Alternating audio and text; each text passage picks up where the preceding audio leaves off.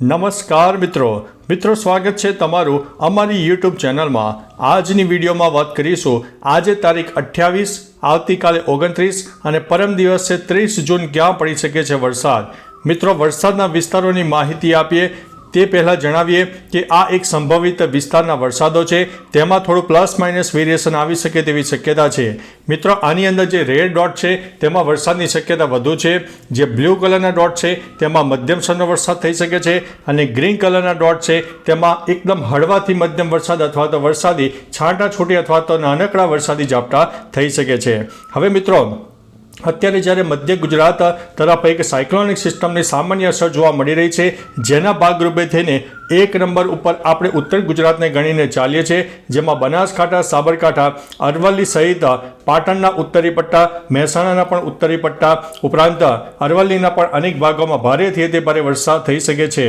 મહીસાગર, દાહોદ, છોટાઉદેપુરમાં પણ વરસાદની શક્યતા વધુ છે।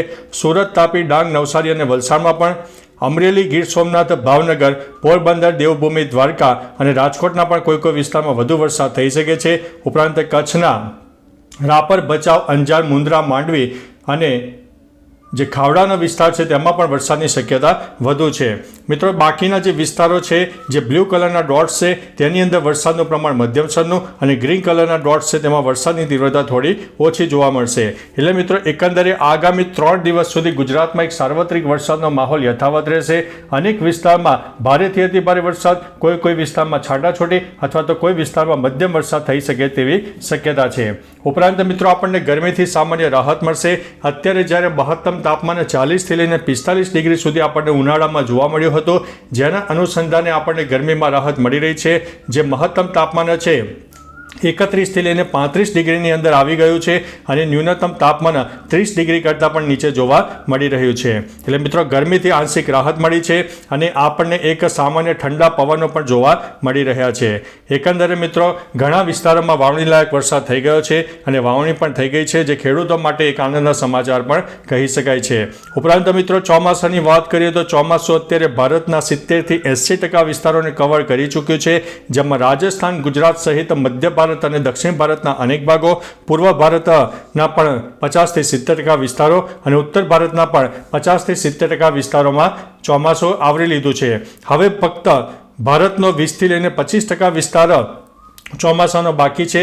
બાકી આવનારા 2-3 દિવસમાં તે પણ વિસ્તાર કવર થાય તેવી શક્યતા છે। એટલે મિત્રો ચોમાસું જ્યારે ઝડપથી આગળ વધી રહ્યું છે, જેના ભાગરૂપે થઈને હવે ગુજરાતમાં પણ એક સાર્વત્રિક વરસાદનો માહોલ યથાવત રહેશે। મિત્રો એક હાઇલાઇટ આપી દઈએ તો તમને 30 જૂન સુધી વરસાદનું પ્રમાણ થોડું વધારે જોવા મળશે। 1 થી લઈને 4 અથવા તો 5 જુલાઈ સુધી ગુજરાતમાં વરસાદની તીવ્રતામાં નોંધપાત્ર ઘટાડો પણ થઈ શકે છે। કોઈ વિસ્તારમાં તાપ તડકો ઉઘાડ નીકળે તેવી પણ પરિસ્થિતિ સર્જાઈ શકે છે। એટલે આગામી 3 દિવસ આપણે ખાસ ગણીને ચાલવું। હવે મિત્રો એક રેન બેઝ ફોર્મેશનના માધ્યમથી અને સેટેલાઇટ બેઝના માધ્યમથી તમને સમજાવવાનો પ્રયત્ન કરીશું કે કઈ સિસ્ટમ કામ કરશે અને કઈ જગ્યાએ વરસાદ થઈ શકે તેવી શક્યતા છે। તો ચાલો જોઈએ આ એક સેટેલાઇટ બેઝનું માધ્યમ। હવે મિત્રો આજે તારીખ 28મી જૂન છે, તો આજે તમે જોઈ શકો છો કે અરબી સમુદ્રમાં વરસાદની સિસ્ટમ સર્જાયેલી છે। ઉપરાંત મધ્ય ગુજરાત તરફ પણ એક સાયક્લોનિક સિસ્ટમની અસરની ભાગરૂપે જોવા મળી રહ્યો છે, જેના અનુસંધાને ઉત્તર ગુજરાત, મધ્ય ગુજરાત, સૌરાષ્ટ્ર અને દક્ષિણ ગુજરાતના અનેક ભાગોમાં ભારેથી અતિ ભારે વરસાદ થઈ શકે છે। કચ્છમાં પણ છૂટાછવાયો વરસાદ થઈ શકે છે। કચ્છમાં જો અરબી સમુદ્રના ભેજનું પ્રમાણ વધારે જણાય, લો ક્લાઉડ ફોર્મેશન વધારે બને તો જે તે વિસ્તારમાં 1 કે 2 ઇંચથી પણ વધારે વરસાદ થઈ શકે છે। ત્યારે મિત્રો હવે તારીખ 29 તારીખની વાત કરી દઈએ તો 29 તારીખે પણ ગુજરાતના અનેક ભાગોમાં વરસાદી માહોલ જોવા મળશે। તમે જોઈ શકો છો કે મધ્ય ગુજરાત, સૌરાષ્ટ્ર અને ઉત્તર ગુજરાતના અનેક ભાગોમાં વરસાદી માહોલ યથાવત રહેશે। ઉપરાંત મિત્રો જ્યાં તેની આંખ બનેલી છે તે જગ્યાએ વિસ્તારોમાં વરસાદની શક્યતા વધુ છે અને આજુબાજુના જે વિસ્તારો છે તેમાં પણ છૂટાછવાયો વરસાદ થઈ શકે છે। એટલે મિત્રો 29 તારીખે પણ સાર્વત્રિક વરસાદનો માહોલ રહેશે। સૌરાષ્ટ્ર, ઉત્તર ગુજરાત અને મધ્ય ગુજરાતમાં વરસાદ અનેક વિસ્તારમાં ભારેથી અતિ ભારે થઈ શકે છે, જ્યારે દક્ષિણ ગુજરાત અને કચ્છમાં વરસાદનું પ્રમાણ થોડું ઓછું રહી શકે છે।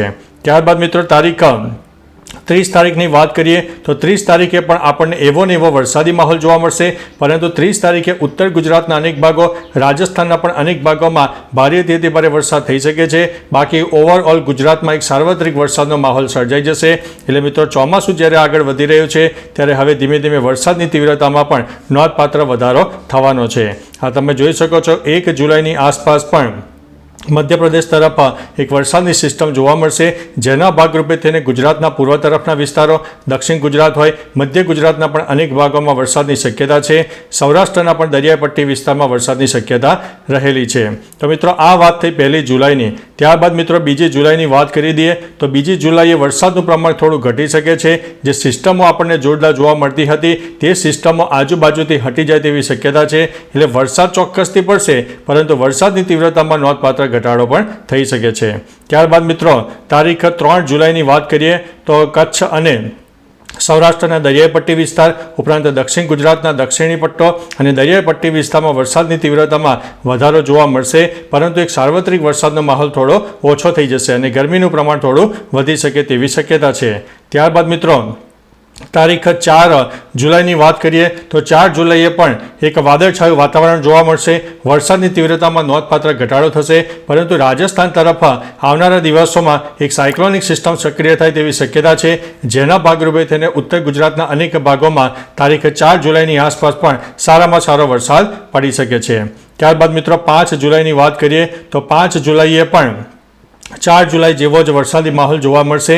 અનેક વિસ્તારમાં છૂટાછવાયા અને વાદળછાયું વાતાવરણ પણ જોવા મળી શકે છે. એટલે મિત્રો 5 જુલાઈની આસપાસ પણ એક સાયક્લોનિક સિસ્ટમની સામાન્ય અસર જોવા મળશે, જેના ભાગરૂપે તેને એક વાદળછાયું વાતાવરણ પણ જોવા મળશે. 6 જુલાઈએ પણ મિત્રો સામાન્ય વાદળછાયું વાતાવરણ અને 7 જુલાઈની આસપાસ એક મહારાષ્ટ્રથી લઈને કેરળ સુધી વરસાદની ટફ રેખા સર્જાશે, જેના ભાગરૂપે તેને સૌરાષ્ટ્ર અને દક્ષિણ ગુજરાતના અનેક ભાગોમાં વરસાદ થશે, પરંતુ વરસાદની તીવ્રતામાં નોંધપાત્ર ઘટાડો થાય તેવી શક્યતા છે. એટલે મિત્રો ટૂંકુને ટચ જણાવીએ તારીખ 30 જૂન અથવા તો 1 જુલાઈ સુધી ગુજરાતમાં વરસાદનું જોર રહેશે. બાકી થોડો વરસાદ વિરામ લેશે. અનેક વિસ્તારમાં તાપ તડકો ઉગાડ નીકળે તેવી પણ શક્યતા છે. મિત્રો નવી ને નવી સિસ્ટમ સક્રિય થશે અને કોઈ સિસ્ટમ જો ગુજરાતને વધુ અસર કરશે તો તમને તમામ પ્રકારની માહિતી આપી દઈશું. તો ચાલો મિત્રો ફરીથી હવામાનની લેટેસ્ટ માહિતી લઈને મળતા રહીશો. ત્યાં સુધી અમને રજા આપશો. નમસ્તે.